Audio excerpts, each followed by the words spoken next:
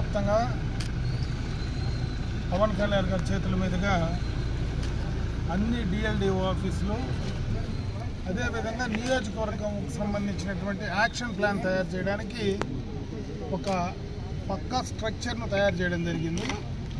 ఒక revenue division పరిధిలో ఒక అధికారిని డిఎల్డిఓ స్థాయి అధికారిని పెట్టి ఆయన నుంచి ఏదైతే ఈరోజు మనకు సచివాలయాలు ఉన్నాయో సచివాలయంలో పనిచేసేటువంటి ఉద్యోగులు ఉన్నారో వాళ్ళందరినీ కూడా సక్రమంగా విధులు పనిచేయించుకోవడానికి కానీ సచివాలయాల ద్వారా చేసేటువంటి అభివృద్ధి సంక్షేమ కార్యక్రమాలపైన పర్యవేక్షణ కానీ అవిని ప్రజలకు అందించడానికి ఇంకా త్వరితగతిన ప్రజల అవసరాలను ఏ విధంగా చేయాలా, ఇంకా ప్రభుత్వాన్ని ప్రజల వద్దకు తీసుకెళ్లాలా, డైరెక్ట్గా ప్రజలతో సచివాలయాల ద్వారా మరి అదేవిధంగా ఒక రెవెన్యూ డివిజన్ స్థాయిలో సంబంధాలు పెట్టుకొని చేసేటువంటి ఒక ఆఫీస్ను ఈరోజు మనం పలమనేరులో మన రెవెన్యూ డివిజన్లో ఇక్కడ మనం ఇనాగ్రేట్ చేసుకోవడం జరిగింది.